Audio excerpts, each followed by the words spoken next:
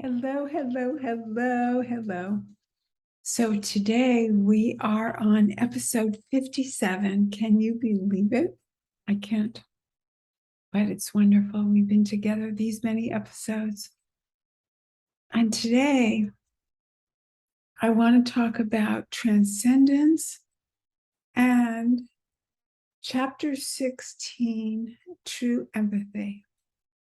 Now, what can transcendence, which sounds like it's an individual thing, ascension, transcendence, illumination, enlightenment, those sound like an individual gets somewhere.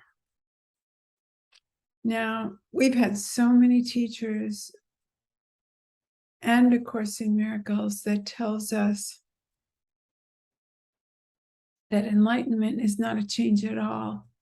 It's something that has always been with us. And in the last several episodes, you and I have been together with the phrase, I awareness. And that's to take us out of the habit of believing we're a separate person. The Course says there's only one problem, and that's a belief in separation. For years and years and years, most of my life, because I've been in the Course since the 80s. That's a good chunk of my life. I thought you would stay a separate person and just get into that kumbaya, the oneness where you would know your connection to your brother. And yes, that's true.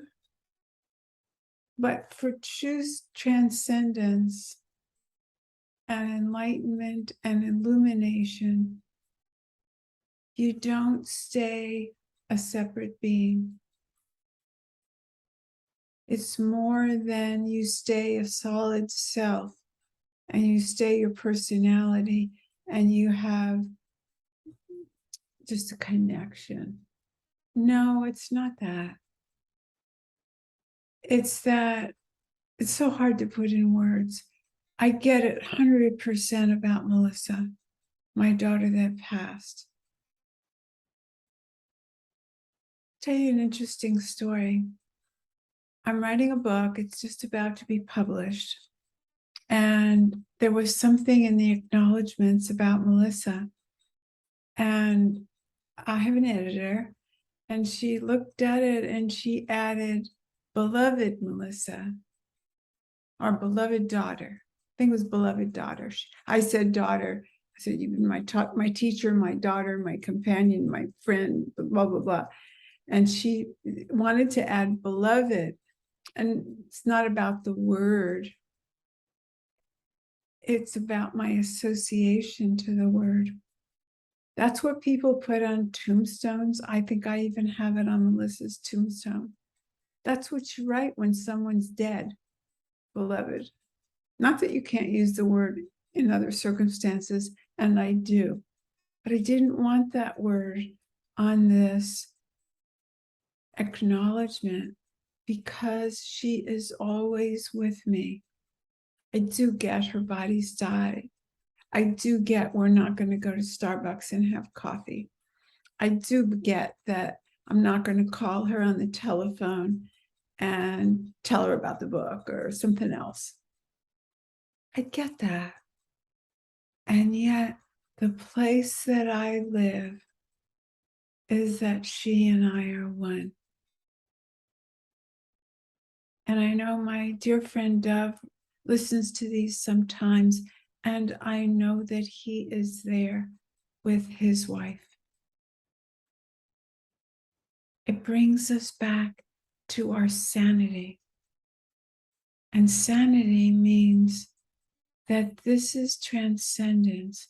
What have we transcended? We haven't transcended our problems in the world. you got a car ticket, you owe the IRS money, your car's breaking. No, what are you transcending? You're transcending that belief in separation.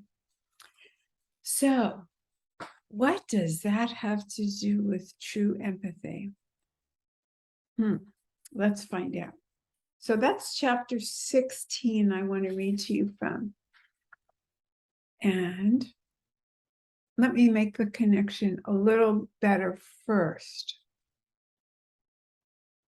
When we're in separation, we've got a story. I'm Rosalind. I grew up in New York. I have one sister. I have parents that left Nazi Germany. That's my story. I live in Seattle now. I'm married. I have a daughter that's living. I have a granddog, right? That's my story. And then there's the story of what problems I've had in my life. And then I can tell you that story, right? But to empathize does not mean to join in suffering. So when we think we're being empathic and we go, oh, that's so hard. Oh, yeah, I get it. We think we're being like really good people and we're being kind. And maybe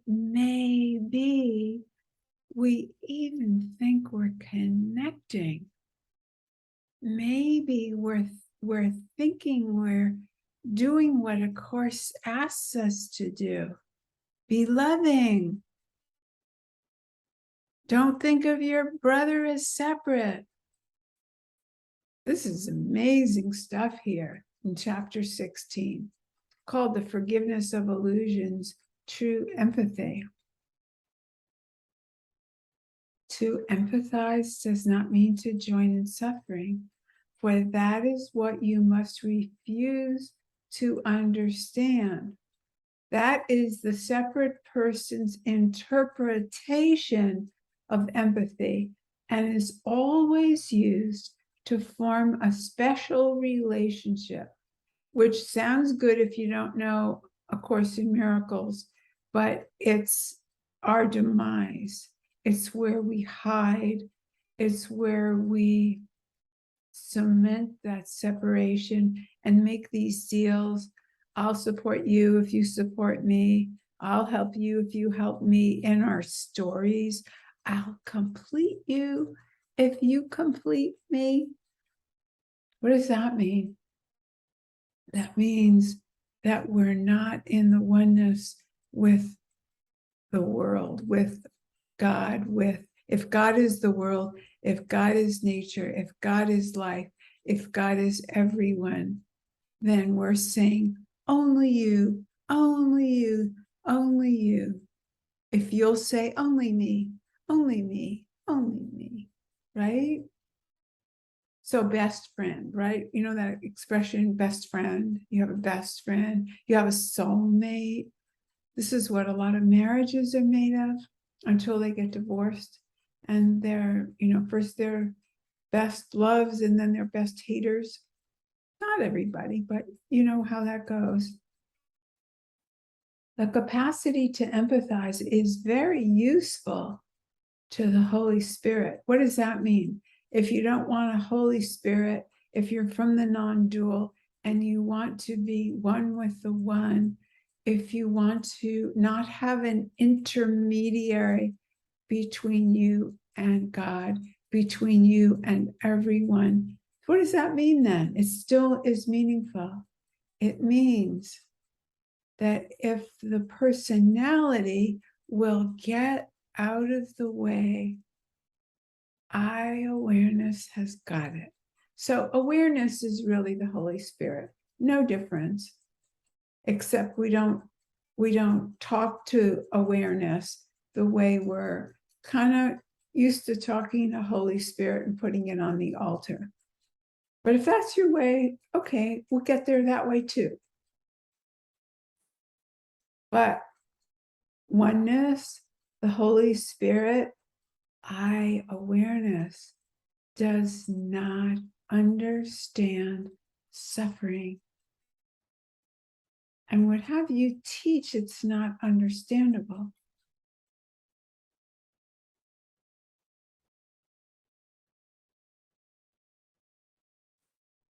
Here, I want to say the end of the next couple of sentences, which is the reason we're not to share, is that it's a delusion.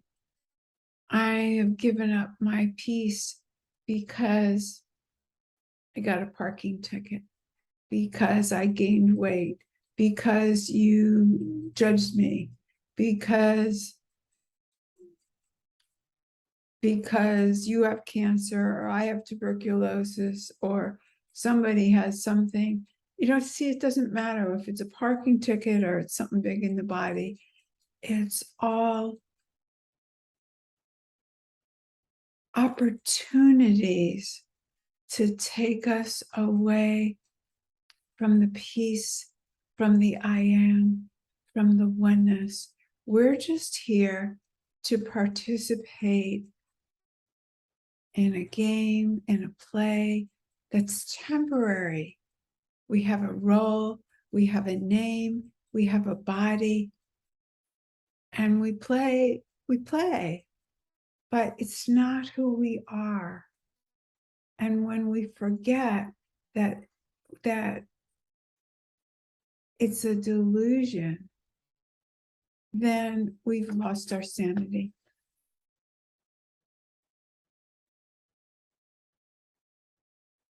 Well, let's see.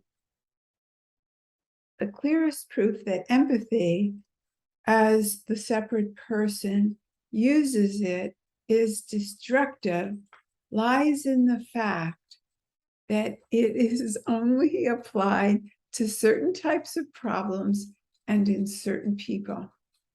And we see this even as a government. There are certain people that we open our doors to and we make room for them, and other people, no room. These it selects out and joins with. It never joins except to strengthen itself. Having identified with what it thinks it understands, the separate person sees itself and would increase itself by sharing what is like itself. Make no mistake about this maneuver. The separate self always empathizes to weaken, and to weaken is to attack. That's a heavy one to take. Maybe what you thought you were doing was helping. Maybe all helping isn't helping. Yet, of this you may be sure, if you merely sit quietly by and let Holy Spirit, awareness, oneness relate through you, you will empathize with strength and will gain in strength and not in weakness. Now, I want to ask you a question. I'm old enough to remember that book, Games People Play. Anybody here remember that book? It had all kinds of cool sayings for what people do with each other. It wasn't particularly brilliant book, but in a way it was, because it was a book that everybody could understand. It was kind of a psychological book. But what they called what we're talking about here in that book is the game of Ain't It Awful? When the ego, when the separate self does that empathizing thing, oh, that's so terrible. Oh, I used to do this. There's certain people, I still know them, a few of them. And we used to get together and complain about our children. If you know somebody you always complain with, that's Ain't It Awful? I used to think of what I could possibly talk about that was going wrong before I called my mother. She was wonderful if you had a problem.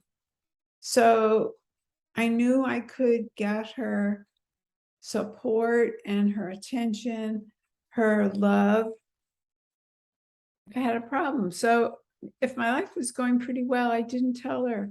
I would think of what was wrong. Oh, that is so nuts. So basically, if you catch yourself playing Ain't It Awful with someone, even if you're not the one saying what your complaints are, but if you're joining with someone's complaints, chapter 16 says, stop it. Just stop. Be quiet. Visual, it doesn't say this, but in other parts of the course, it says, visualize the person as whole. It says some interesting things about the past. It says, your part is only to remember this. You do not want anything you value to come of a relationship. That's big stuff. If you go in wanting nothing, you choose neither to hurt the relationship nor to heal it. Oh my God, there go all the helpers. No, don't be helping anybody to heal. You do not know what healing is. All you have learned of empathy is from the past. And there is nothing from the past that you would share, for there is nothing from the past that you would keep. Now, earlier I talked about Melissa, but that's not the past. That's my present. The past is there's a body that's gone, but what's present is she is with me. My mother is with me. She doesn't have a body. I can feel my dad's with me too. I don't call on him, but he's there. So they're not the past. Do not use empathy to make the past real and so perpetuate it. Let's think about that. Oh my God. When we tell our stories of it, this and that, and that happened, even if I tell my Nazi story, I'm perpetuating it. Step gently aside and let it be done for you. But keep one thought in mind and do not lose sight of it. I am not alone. I would not intrude the past upon my guest. I have invited him and he is here. I need do nothing except not to interfere. True empathy is of the oneness of God, who knows what it is. You will learn his interpretation of it if you let him use your capacity for strength and not for weakness. And then it goes on and says, he will not desert you.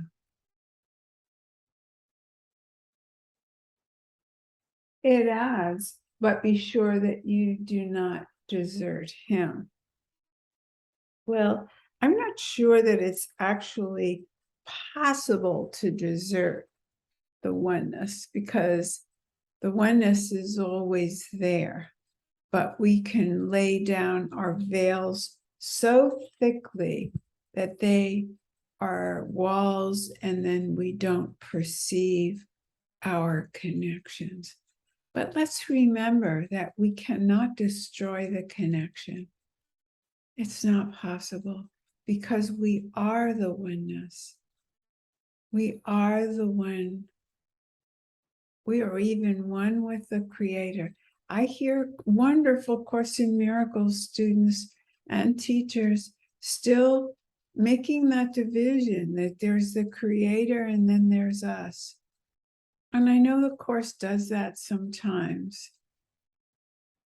but in many places, it also tells us that we are what that is and that there's no difference. And the reason the Course says both things, I say it over and over, is that it would be too much in the beginning for us to believe that we are everything that God is, everything the Creator is. There is no other. There is only the one being. And that's how this all connects again to transcendence. So let's just take a few minutes and see if we can't experience that in another way. So let's start as the separate beings that we often think of ourselves. Let's think of our bodies. Let's think of our look. And then let's think of someone that we would like to help, or someone we have helped recently. Now, if we want to help someone, chances are we think they have a problem. And chances are we think we know something or we have something, and we're definitely separate. So, what is it that we're going to give them? We already see them as needing help, as suffering, as incomplete. And now we're going to cover that over and help them, because we're going to follow the helpfulness prayer, thinking we're doing a Course in Miracles really good job. Isn't it? Somebody said to me the other day, doesn't the Course say we should just be helpful? Mm-hmm. Course says many things, and then it says it's opposite.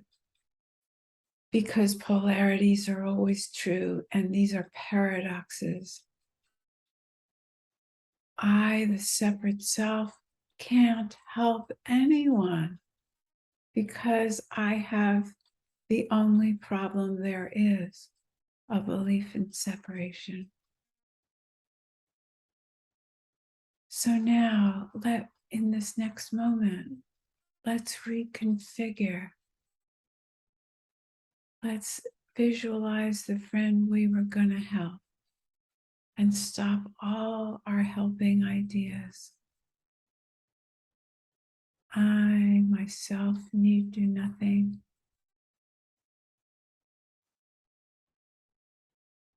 Breathe with me, if you will.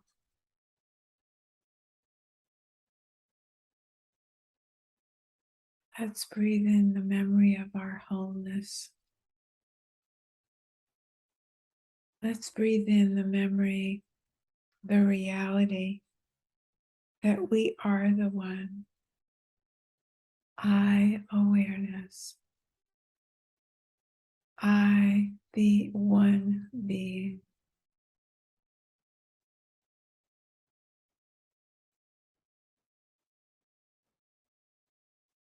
From there, there's nothing to do.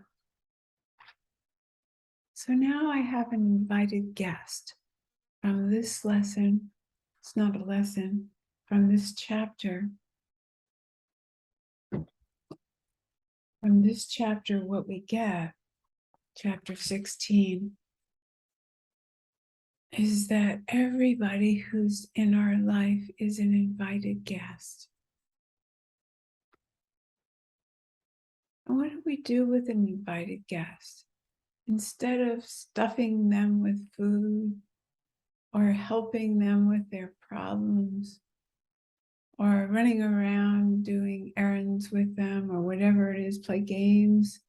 If you play bridge or chess or whatever you do with your friends, instead of doing anything, what if we check out our hearts first?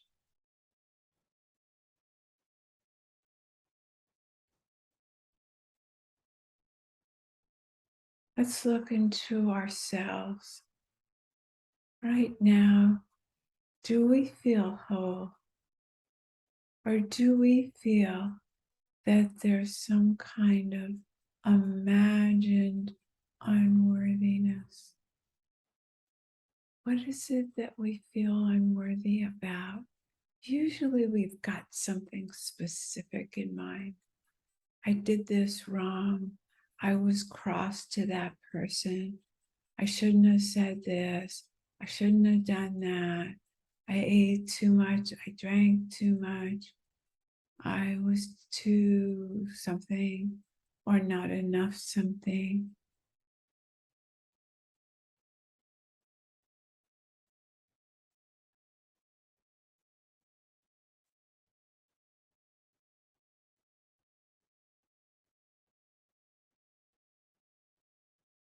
What if you imagined all of that? If there is something called God, if there is something called awareness, everything is exactly the way it was to be. And all we have is our opinions about it. So when the Course says, I need do nothing, can you rest in that now? That means you don't need to be fixed. If you don't need to be fixed, then all these imagined characteristics that are unworthy are just that, stories, imagined, not true.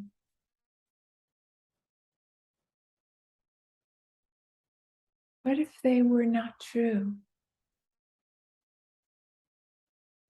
How would you carry yourself if you were not made of imagined unworthiness? Would you stand stronger? Would you stand taller? What it would be like to know your worth. If you love life, then you must love you. No exceptions. Because you're not the separate person. You can't have it both ways. And if you're not the separate person, you are the embodiment of God. You are the embodiment of awareness. You are the embodiment of the one being, oneness. So welcome. Take a few minutes and stay in this place and welcome yourself into the transcendence of the new you, not a separate you, not a person who has imagined unworthiness, but you, the you that is of God. Thank you, everyone. Namaste. Bye.